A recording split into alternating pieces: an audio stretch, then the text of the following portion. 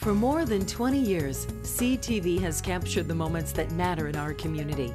From our studios in St. Clair, you're watching Focus with Paul Dingeman.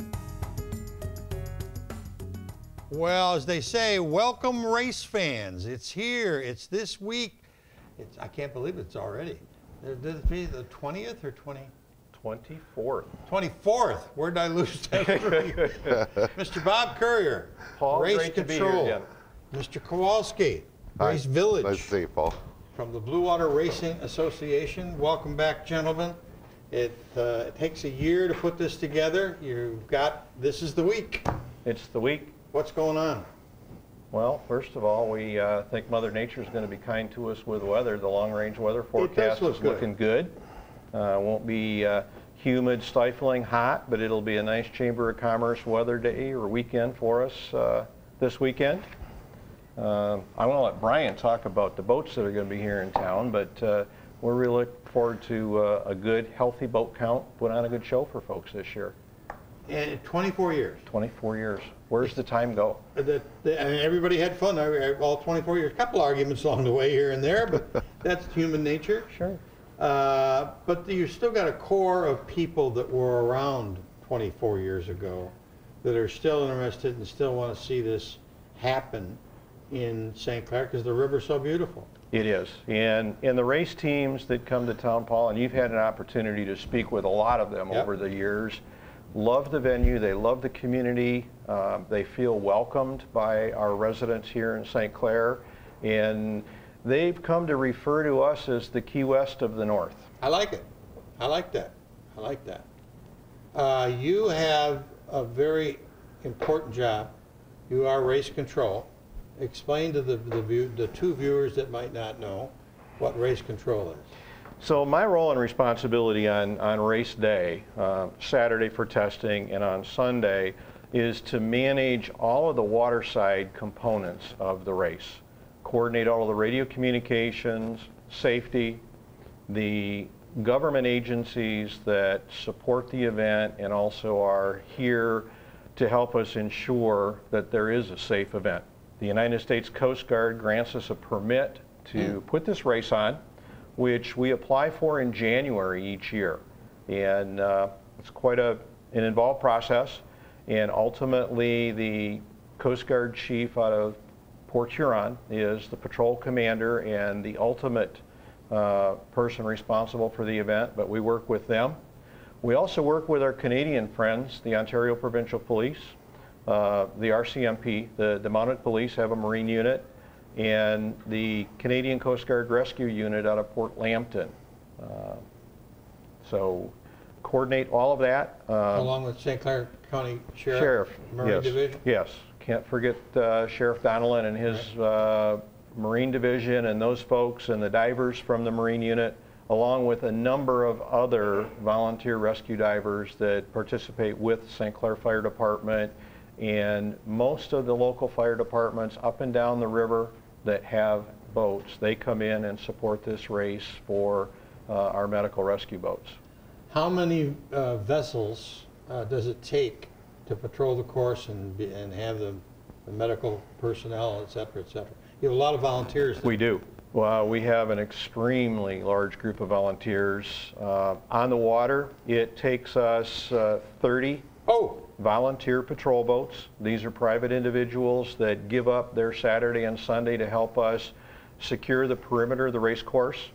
We have 2 turn boats, one at each end of the course. We have a start-finish boat. And then Assistant Chief Mike Cruel with St. Clair Fire Department coordinates the medical fleet, and we have 8 medical rescue boats that will be committed to supporting this event. So let's see, I got patrol fleet, turn boat, start finish, medical boats, and we also have a resource that we refer to as Angel One, and that's the helicopter that you see flying over the race course with an observer and 2 rescue divers that think it's just great fun to jump out of a perfectly good aircraft. You probably did that when you were younger too. That's on my bucket list. No, I have not done that yet. All right, so now we got the course is set, but before the course is set and racing and testing starts, we have to go to Mr. Kowalski, and you are in charge of the race village. Yeah, I work as a liaison between the Blue Water Offshore and the race teams themselves, and kind of between the city and just kind of everybody. These guys are all from out of town, so they have no idea, you know, where to get something to eat, or if they need a part, where they can go, or just kind of general help. You know, they'll rely on me for that. I get them into town, get them placed on the road, get them looking pretty and all dialed up, and then Bob takes over on Sunday. So the road, you referred to the road, so M29 is Riverside is closed. When does it close? It closes at 6 o'clock on Thursday evening. That's this coming Thursday. This coming Thursday, and it will be closed through Monday morning. Okay. One lane will open up each direction on Monday morning until all of the teams have been able to pick up and get safely out of town, and then it'll be fully opened. And if you are a local like you and I are, it is absolutely amazing. By about 2 o'clock or 3 o'clock Monday afternoon, you wouldn't even know there'd been an event. No. It's clean. We've got a great team. Not only do we have the volunteers that are out on the water that number in the neighborhood of 200 souls or bodies that are out there volunteering Saturday and Sunday, but we've got a huge group of volunteers that help on the land side of the event to make sure that the trash is policed and picked up, and the venue is kept nice looking throughout the event. And then when it's over, turn the park back into Palmer Park and M29 back into a street and parking, and hopefully no signs of an event. And so what's the admission cost?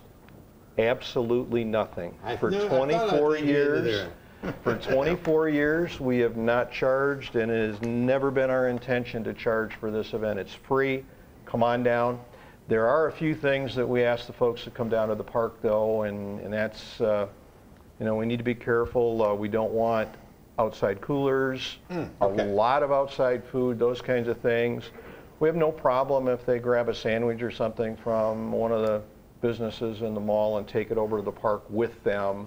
But the park actually is a licensed adult beverage area, so we have to be careful with that with our liquor license. So they can just be aware of that. There will be signs at the entrance, and the crowd management folks that are there working with us do a pretty good job of making sure that people bring in what they're supposed to, and ask those to have something to take it back to their car before they come into the park. Give me the time Saturday and the time Sunday. What's my schedule?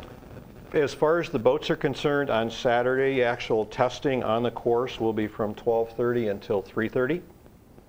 And then on Sunday, racing will start at noon. And we have races tentatively scheduled for noon, 1:30, 3, and 4:30. You used the word tentative, and I would imagine that involves a thing called freighters. Absolutely. We've got great cooperation with the commercial shipping industry, the U.S. lake carriers, Canadian carriers, but a condition of our Coast Guard permit is that if a deep draft vessel, a freighter, comes within 1/2 mile of the course, then we have to go under caution. Half mile. 1/2 mile on either end of it. And we need to go under caution, and we try and coordinate as best possible so that we can get an entire race in. It takes about 45 minutes to complete one of those 4 races, to get a complete race in between freighter passages. Good. Okay. And you've had pretty good success doing that. We have. We've had a little challenge here and there where we've had to wait a minute or two or a half hour, but we've had very good success and cooperation from the commercial shipping industry that allow us to put this event on. We've got we pulled up the webpage for FunFest, because that's going on too. This is run by Joe Neoport and his crew, and the race is included. The race is the big draw. But while the people are there between races and before races and after races, there's a bunch of other stuff going on. There is. Want to talk about that? So FunFest has been a partner with Blue Water Offshore for 11 years now, and they bring the vendor management and the entertainment component to the event that makes this a complete weekend family-oriented event. The big draw, obviously, beyond the food vendors and those things, are the entertainers that will be here Friday and Saturday night. Okay. And Friday night, the headliner is Great White. Okay. They've been here in the past. They've been a good draw, and they're presented in part with help from WCSX radio station. But we've also got some local bands that are good draws that night. Ezra, the Gobies. Okay. Everybody in town has heard the Gobies, are familiar with them. And then a local musician, Brent Muro, will be on that stage to start things out Friday afternoon at 5:30 when the stage comes out. On Saturday, the headliner is Sponge. And then One, which is a Metallica type tribute band, will play a lot with Los Gringos and Broken on Saturday night. So, You said when the stage comes out, and explain that to people, what happens. so our stage happens to be a barge. Amazing. And with a ton of thanks to Barbara Malcolm and Malcolm Marine, they provide that barge that gets rigged as a floating stage, and their tug brings it out the Pine River on Saturday and moors it up right against the boardwalk seawall north of the Voyager, and the entertainers perform from the river. To our knowledge, it's the only place that has a stage that floats. That's right. Yeah. And I remember one year seeing them come down from Port Huron. They must have loaded in Port Huron, and they came down and to see the music, and they were playing. It was pretty wild. They played all the way down, and that year, the barge that they were using was at their Port Huron shop. Okay. So it was rigged there, and they brought it down. And the group that happened to be going on as the first act was Double Play from Port Huron. Yeah, right. So they got a big ride down the river. They did. And they kept playing. Sure.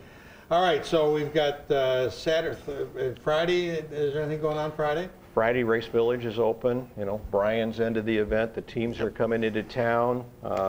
Folks are welcome to come down during the day Friday, wander amongst the boats, get to know the teams and the drivers, get their autographs. Yeah, These guys just absolutely love the interaction with the folks from the community and are not bashful at all about having their pictures taken or autographs. Okay. No, they love it. You know, the guys come in from, this is their weekend hobby and their way to de-stress from everything during the week. And they have a blast when people come up and start asking about their boat, or a kid comes up and they'll put them in the driver's seat. Yeah, You'll see that smile from that child, and you'll see just as big a smile from the guys too, because that's their thing. They're in it for the family side of it. It's a family fun event. So the boats will all be parked right along 20 Riverside Avenue. Yes, all right along Riverside. We'll start at about J Street, which is the south end of the mall. Right. And we're going to go all the way up the hill as far as we can with as many boats as we have past the end there. Do you have any idea, round figures, how many boats you're expecting? I know it varies from year to year because of many reasons. Mechanical failures, new boats, old boats. There's an upcoming race this weekend that's evidently going to have an impact on, you know, if somebody breaks down, they may not make it here. But we're expecting a real good turnout, you know, similar to what we had last year, maybe a little more. And that was a good crowd. Sure. If you like that answer, he didn't give you a number, did he, Paul? No, he's running for office someplace. Congress, Senate. Right. And we really don't like to hang a number on it because we won't know for sure until Saturday when registration closes. And as Brian said, a lot can happen in Mentor, Ohio with the race that's happening, and if a team breaks, they're not going to be able to make it. Right. All right, have we missed anything? Couple things I just want to mention. Last year, we inaugurated a special award. I think we talked about it with you last year, and that's the Raymond V. Ray Scuda Unsung Hero Award. Oh, wonderful. And I do remember that. Dave Burgess was the first recipient. Dave and the folks at Raymond Crane and Excavating have been a huge supporter of this event from the beginning. It's their crane that puts these boats in and out of the water and have done so every year. We've identified a very, very fitting recipient this year, and that will be presented at the awards ceremony on Sunday evening.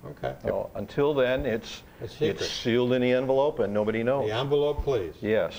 Where will the crane be this year? The crane will be near the golf course this year. As it was last year? Yes. And that worked out pretty good? It actually did. We understand that the folks aren't real happy with the crane being moved down there because it's not right downtown and out and open and viewing.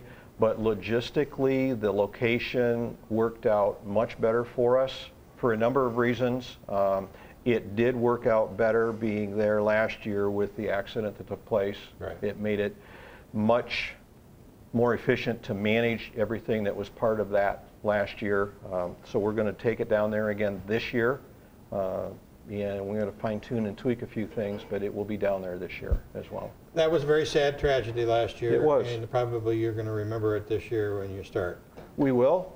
And the other thing I wanted to mention is you're aware that the city received a grant to redo the boardwalk. Correct. Redo the boardwalk this year. Yeah. And they were not able to redo the benches as part of that grant. So the city has a program that individuals and organizations can purchase benches and place a memorial plaque on those benches.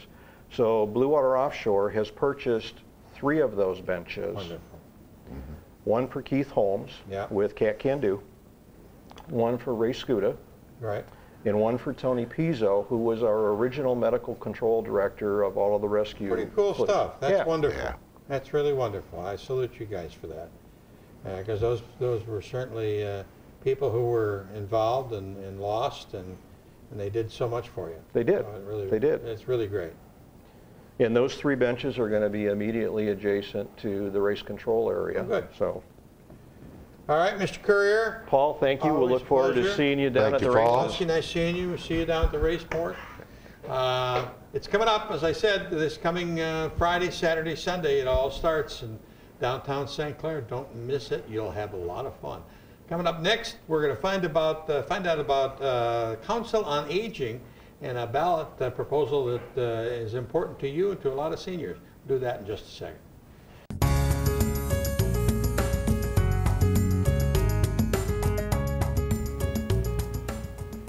Coming up August the 7th is an election, and the election is in the state of Michigan, in the county of St. Clair. There are 2 or 3 ballot proposals on the ballot, and of course there's lots of candidates running for primaries, and that'll weed out a lot of people for the November election. But the ballot proposals, that's it. Joining us to tell us about one of those is Scott Crawford, Executive Director of the Council on Aging. Welcome back to the Focus Set. Nice to see you. Thank you very much, Paul. Good to be here. It's been a little while since the last time you were here. Excuse me. Talk to me about this ballot proposal. This is the Senior Services Millage, which is up for renewal. It's a 0.8 mill, and it funds 9 different agencies in St. Clair County. Okay. So it's not just, a lot of people think it's the Council on Aging millage. It's Right. not. It's the Commission on Aging, and they are the ones that oversee the dollars that are raised from this millage. Help me. Some of these organizations, and we can list them in a minute here, don't they get money from United Way also? Yes. Yes. Okay, so it's a many of us do. Okay. The Council on Aging does receive United Way funding as so well. this is a separate millage for these groups. Correct. It's the Senior Services millage, and we actually apply to the Commission on Aging each year to receive funding. So each year we write a proposal of what the services are that we provide and what the need is, and what we will do to meet those needs. So. Okay, and it's the Area Agency on Aging 1B, Blue Water Safe Horizons, Catholic Charities of Southeastern Michigan. They were here last week talking about their dessert. Oh, thing. that's a good event if you've never been to it.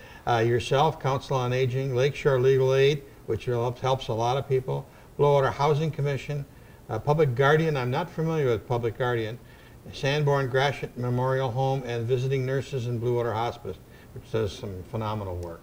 Who's Public Guardian? Public Guardian actually works with seniors, and one of their focuses has been, we've noticed an increase in homelessness with seniors. Yes. So they assist those seniors in finding places to live, and actually Sanborn Gratiot Memorial is a part of that plan as well. And they help navigate the system and get them into housing. A lot of times if they've been in a situation where they've lost benefits, because they don't have an address to receive the benefits, they help them navigate that process. So, just lots of things going on. The Council on Aging provided over 65,000 rides to seniors. So you pick people up and take them to their doctor's appointments? we are actually the only countywide dedicated door-to-door transportation service in St. Clair County. And kind of an interesting fact, Council on Aging was the first dedicated senior transportation in the United States. Really? Yep. That started back, Council on Aging just celebrated its 50th anniversary. We were started in 1968. And that transportation program and model has been copied across the country since then. Started in Port Huron? It did. Yep. Pretty cool, pretty Yep. cool. The meal things, we're fairly familiar with that when we see your vehicles all around the county. 321,000 meals to seniors in the last year. Correct. Wow. Yeah. And that's congregate meal sites, that's home delivered meals. And a lot of times people think, well, the meal is important. It really is a crucial thing to keep a senior in their own home. But it's also that individual that's checking on them, that person that delivers their meal every day, checks on that senior, gets to know them, and it's their lifeline. A lot of times that driver, that nutrition driver, is the only person they see. You've got facilities in Capac, Marine City, Yale, and of course Port Huron. Correct. And what happens at those facilities? That's where we'll say a lot of the fun stuff happens. Our groups that get together and play cards. We have wood carvers. We have exercise classes, educational programs. And, a lot of people think, well, they just go there and play cards. But if a senior is active and engages with other people on a regular basis, their health is better. That's a proven fact. There's lots of data that shows that if they're involved, they're going to age better. So this millage, how often is this millage renewed? It is renewed every 4 years. Every 4 years. Yep. Okay. And actually, St. Clair County was the first county in the state of Michigan to have a dedicated senior millage. So we've kind of always been at the forefront. And really, it's this millage that makes the services in St. Clair County, I'd say, better than most in the state. How many total people do you think you serve, or do you have that kind of a number? The Council on in a year? Aging, we serve about 10,000 seniors a year through our various programs, through activities. So, then this millage supports other groups, but it also supports you. That's where I guess I'm a little Correct. confused. It provides a little over half of our annual budget, but then it's also the match dollars that bring in the state and federal funds. So we receive state, federal funds. We receive funds through Michigan Department of Transportation for our transportation program, United Way funding, donations, fundraising. I know personally I've seen so much success down at the Washington Life Center from when it was an elementary school and transferred, and there was lots of uproar about closing the school, et cetera, Right. et cetera, and then eventually it became the Washington Life Center, and it worked out great. Yeah, there's days, when we first moved into that building, it was a little overwhelming because it was so large. Yeah. But there's days now where they're pressed for space because they have so many different groups meeting in the building that, Do you still have some empty space in it, though? We do at this point, yeah. But we're looking at some plans to fill that space. That'd be wonderful. That'd be wonderful.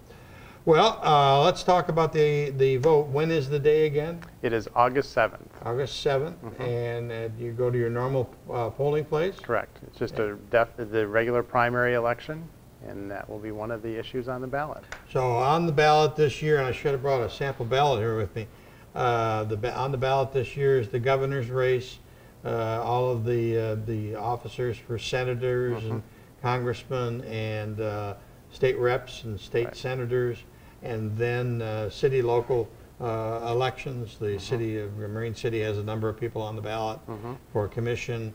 City of St. Clair has a couple people on. I don't think there's anything in the primary for them. But then the townships have some stuff, and then also on that ballot, make sure you look for the three